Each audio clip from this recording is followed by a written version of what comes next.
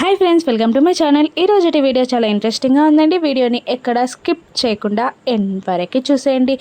Divyanka మ్యాట్రిమోనీలో Kaushiki photo పెట్టడంతో సురేష్ కౌశికిని అపార్థం చేసుకుంటాడు. వాళ్ళిద్దరి మధ్యలో అపార్థాలు చోటు చేసుకొని అగాధం ఏర్పడుతుంది. ఇంట్లో జరిగిన గొడవంతటిని నిషి గ్యాంగ్ దివ్యాంకకి ఫోన్ చేసి చెప్తూ ఉండగా దివ్యాంక చాలా హ్యాపీగా ఫీల్ అవుతుంది తన ప్లాన్ సక్సెస్ అయినందుకు. ఇక వైజయంతి దివ్యాంకతో ఇలా అంటూ ఉంటుంది, అమ్మి ఇలా వాళ్ళిద్దరూ గొడవలతో దూరంగా ఉన్నప్పుడే విడాకులు వచ్చేలా ప్లాన్ చెయ్యి అని అంటుండగా, ప్లాన్ చేయడం ఏంటంటే ఆల్రెడీ విడాకులు వచ్చేసాయని మీరు అనుకోండి, నా పెళ్ళికి పప్పన్నం కూడా పెట్టిస్తాను అని దివ్యాంక అంటూ ఉండగా ఆ గ్యాంగ్ మొత్తం హ్యాపీగా ఫీల్ అయిపోతూ ఉంటుంది. ఇక దాత్రి కేదార్లు ఇద్దరు కౌశికిని ఓదారుస్తూ ఉంటారు. ఇక దాత్రి ఇలా అంటూ ఉంటుంది, అన్నయ్య అలా కోపంగా కావాలని విడాకులు అడిగాడే తప్ప మీరు అన్నయ్యని బెదిరించినా కూడా అన్నయ్య విడాకుల కాగితాలపైన సైన్ చేయడు వదినా. మీరు ఎక్కడ సెకండ్ మ్యారేజ్కి మీరే మ్యాట్రిమోనీలో ఫోటో పెట్టానని ఒప్పేసుకుంటారేమోనని భయంతో అన్నయ్య అలా అన్నారే తప్ప మిమ్మల్ని అపార్థం చేసుకొని కావాలని అలా అనలేదు. నా మాట నమ్మండి వదినా అని దాత్రి అంటుండగా, మీ మాటలన్నీ నిజం కావాలని నేను కూడా మనసారా కోరుకుంటున్నాను అని అంటూ, నిజంగా నాకు సురేష్ని వదిలిపెట్టాలని లేదు. సురేష్ని దాటి ఈ లోకాన్ని నేను చూడలేను. నాకు సురేష్ కావాలి అని చిన్నపిల్లల కౌశికి ఏడుస్తూ ఉంటుంది. మీరెప్పుడు కలిసే ఉంటారు వదినా అని దాత్రి భరోసా ఇస్తూ ఉంటుంది. ఇక కౌశికి ఇలా అంటుంటుంది, అసలు ఆ మ్యాట్రిమోనీలో నా డీటెయిల్స్ ఎలా వచ్చాయి? నేను అసలు ఎన్రోల్ కూడా చేసుకోలేదు, నేను రిజిస్ట్రేషన్ కూడా చేసుకోలేదు, ఏమైందో నాకు అర్థం కావట్లేదు అని అంటుండగా ఇక కేదార్ వెంటనే ఇలా అనేస్తాడు, ఇదంతా దివ్యాంక ప్లాన్ అక్క, కావాలనే నీ ఫోటోని మ్యాట్రిమోనీలో దివ్యాంక పెట్టినట్టుంది. అది మీ ఇద్దరి మధ్య చిచ్చు పెట్టాలని అనుకున్నట్టుంది.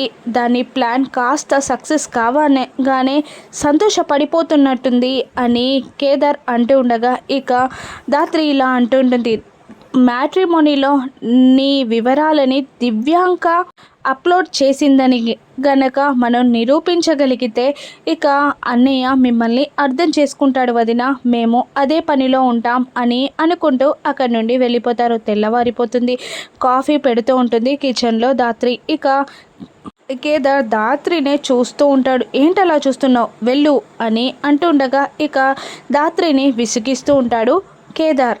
అలా కేదార్ని తిట్టే టైంలో పాలు పొంగిపోతూ ఉంటాయి. అబ్బా చెప్పనా వెళ్ళమని, నన్ను విసిగించకు అని అంటుండగా కేదార్ సరే సరే మేడం అని అంటూ వెళ్ళిపోతాడు. ఇక కాఫీ చేసుకొని హాల్లో కూర్చున్న వాళ్ళందరికీ ఇస్తూ ఉంటుంది దాత్రి. ఇక అప్పుడే సుధాకర్ మొబైల్ రింగ్ అవ్వడంతో దాత్రి ఆ మొబైల్ని తీసుకొచ్చి సుధాకర్కి ఇవ్వగా ఇక హ్యాపీగా మాట్లాడుతూ ఉంటాడు. ఫంక్షన్కి అంతరా రమ్మని చెప్పినా కూడా నువ్వు రాలేదు కదా అని సుధాకర్ అవతల వ్యక్తిని వార్నింగ్ ఇస్తూ ఉండగా ఇక టైం కుదరలేదురా వదిలేరా అని అంటుంటాడు.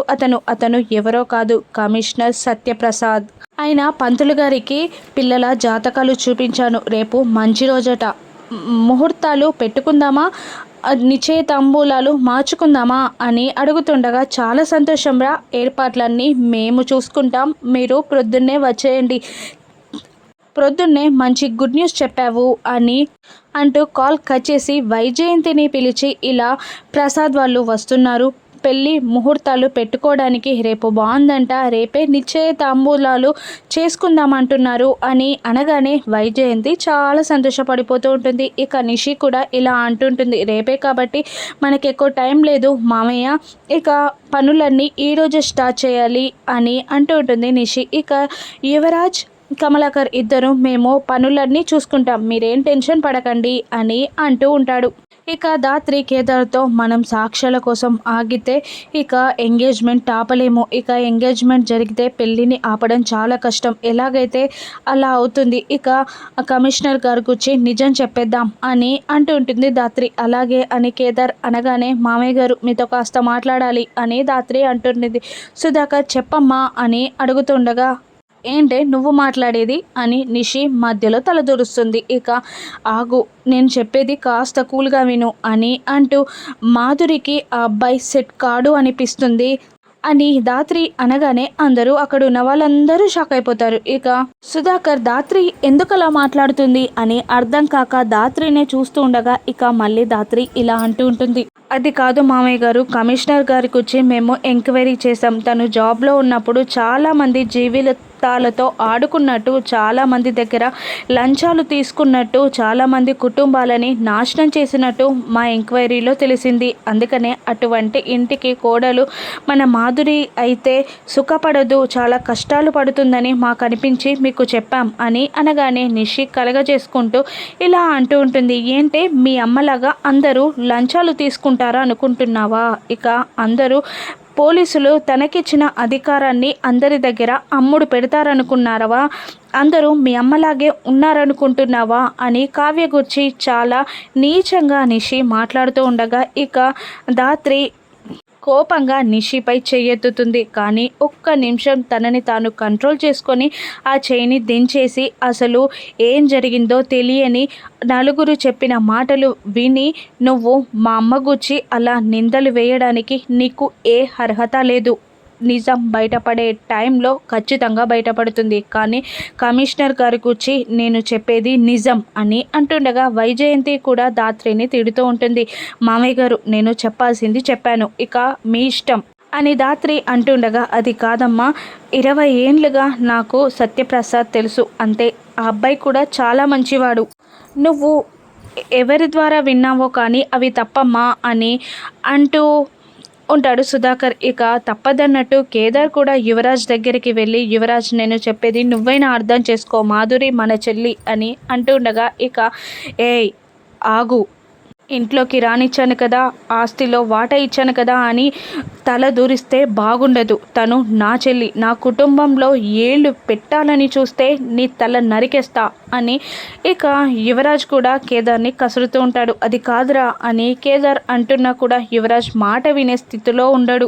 ఇక అక్కడెవరూ కూడా ధాత్రి కేదార్ల మాట వినకుండా రేపటి ఫంక్షన్కి ఏర్పాట్లు చేసుకోవడానికి అక్కడ నుండి వెళ్ళిపోతారు. ఇక వైజయంతి నిషి మళ్ళీ మాట్లాడుకుంటూ ఉంటారు. ఎలాగైనా ఈ పెళ్ళిని ఆపాలని చూస్తుంది అని నిషి అంటుండగా, అవునమ్మి, ఈ పెళ్ళి జరిగేలా నేను చూస్తాను అని అంటూ ఉంటుంది వైజయంతి.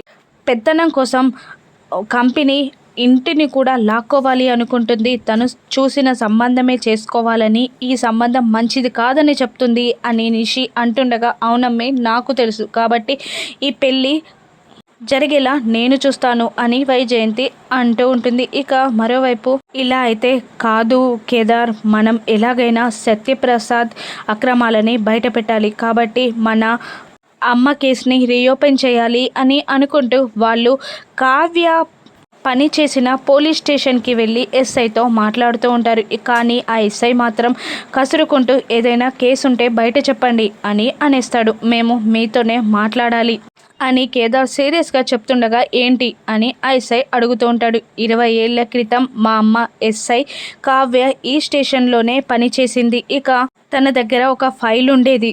ఆ ఫైల్ కోసమే తనని చంపేశారు. తన మరణం వెనుక కమిషనర్ సత్యప్రసాద్ హస్తం ఉందని మాకు అనుమానంగా ఉంది. ఆ ఫైల్ని తీసుకురావాలి, కేసుని రీఓపెన్ చేయాలి అనగానే అతను వెటకారంగా నవ్వుతూ, 20 ఏండ్ల క్రితం పోయిన ఫైల్ కోసం ఇప్పుడు కేసుని రీఓపెన్ చేయాలా? పైగా రిటైర్ అయిన కమిషనర్ పైన కేసు వేయాలా? ఇది సాధ్యమయ్యే పని కాదు అని అంటూ ఉండగా ఇక అప్పుడే అక్కడికి ఒక పోలీస్ ఆఫీసర్ కమిషనర్ వచ్చి ఇలా అంటుంటాడు. ఇక అతన్ని చూసి ఏఎస్ఐ లేచి నిలబడతాడు. సాధు సార్ కాల్ చేశాడు, ఇక మీకు హెల్ప్ చేయమని చెప్పారు అని అంటూ ఉండగా ఆ కేసు వివరాల గురించి ఎస్ఐ కావ్య గురించి, మీనన్ గురించి, సత్యప్రసాద్ గురించి అన్నీ డీటెయిల్గా చెప్పేస్తాడు ధాత్రి కేదార్లు. ఇక అవునమ్మా, శిక్షకి ఎవరైనా అర్హులే, తప్పు చేస్తే ఎవరిని కూడా వదలం.